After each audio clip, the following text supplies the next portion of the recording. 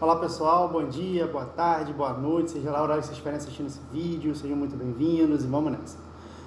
Continuando a matéria de relação interpessoal e liderança, né? Hoje nós vamos falar sobre o planejamento da comunicação. Isso é algo que geralmente eu particularmente eu faço isso quando eu tenho uma reunião importante ou preciso tomar algum tipo de decisão e falar com alguém que tem relevância. Então eu planejo a forma como eu vou trabalhar, né? Como eu vou falar, né? Isso é uma coisa extremamente normal, assim, todo mundo tem que pensar antes de falar. E ter um mínimo de planejamento ele é necessário, né? Então, um exemplo, com ações que a gente pode fazer ao longo da nossa vida profissional, como pedir um aumento salarial, ou quando tiver que falar alguma coisa relevante para uma pessoa e a gente calcular o impacto dessa comunicação. Então, quando eu quero falar algo que é realmente importante, eu preciso pensar muito bem como isso vai ser transmitido e como essa mensagem ela vai ser interpretada pelo receptor, tá? Então é normal isso, é importante, eu quero que vocês abram a cabeça quanto a isso. O que geralmente eu faço? Eu utilizo perguntas para mover o meu direcionamento, né? Então, a primeira coisa que eu penso no planejamento é qual o meu objetivo, né? O que eu quero fazer? Eu vou falar com alguém, mas por que eu vou falar com alguém? Não vou falar por falar, eu vou falar por algum motivo. Qual é o meu objetivo, né? E se eu não consigo responder isso, opa, já não vale a pena conversar com a pessoa. Número 1. O que eu vejo também? O que eu quero transmitir? Tem uma palavra que eu gosto muito, né? E eu aprendi isso com um profissional que eu trabalhei por muitos anos, é credibilidade.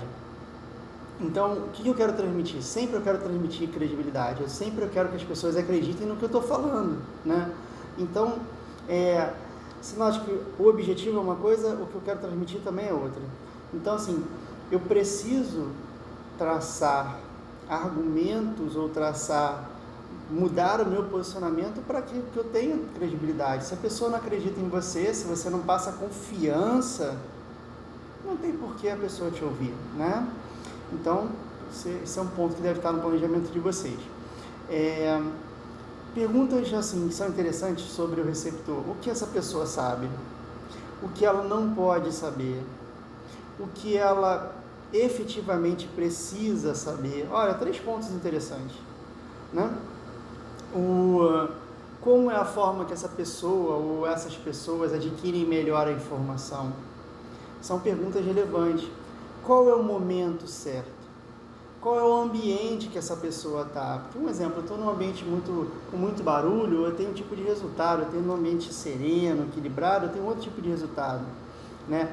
Quanto tempo eu tenho? Isso aqui é fantástico. Porque se eu tenho tempo para transmitir, eu penso de uma maneira. Se eu não tenho tempo, eu penso de outra maneira. Eu vou falar aqui sobre os vídeos do YouTube. Imagina, eu podia pegar esse assunto e falar sobre isso 2 horas, mas eu vou gastar o quê? Eu tenho que gastar no máximo 20 minutos, entendeu? Eu tenho que ser mais direto, mais objetivo quanto a isso.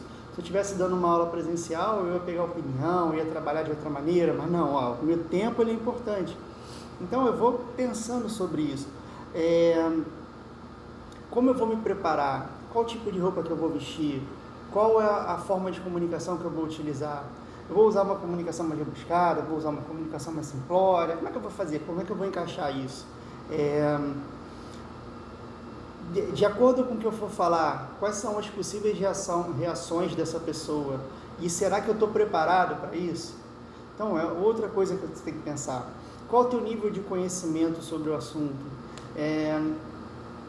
Quais são as possíveis perguntas que podem vir desse assunto? Então, é uma série de perguntas que vão norteando o teu comportamento durante o processo de comunicação. E essas perguntas, elas assim, você mesmo pode pensar e escrever sobre elas, né? Porque tudo começa com qual é o meu objetivo, né? Qual é o meu objetivo, e dali eu vou destrinchando isso. Um exemplo, como é que vai ser meu posicionamento, como é que vai ser minha postura, né? Tem coisas bobas assim que eu faço. Um exemplo, eu vou para uma reunião, geralmente eu espero as pessoas sentarem, né? Eu já tive um caso de estar numa reunião e a pessoa gostar de uma cadeira e sem querer eu sentar nessa cadeira, e a reunião foi péssima porque a pessoa queria sentar naquela cadeira, entendeu? Então depois o cara até falou, pô, rapaz, sentou na cadeira dele, desandou tudo. Então, ó, eu vou para uma reunião, deixa as pessoas, sabe, ficarem tranquilas e tal, e depois eu me adequo ao ambiente, né? Vai fazer uma pergunta, né? Planejamento envolve muito isso.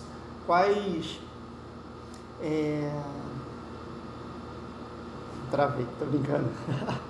Então, quais são as informações que são pertinentes e formam gatilhos mentais para que a sua comunicação seja melhor, seja mais vinda, melhor recebida, né? Mais direta.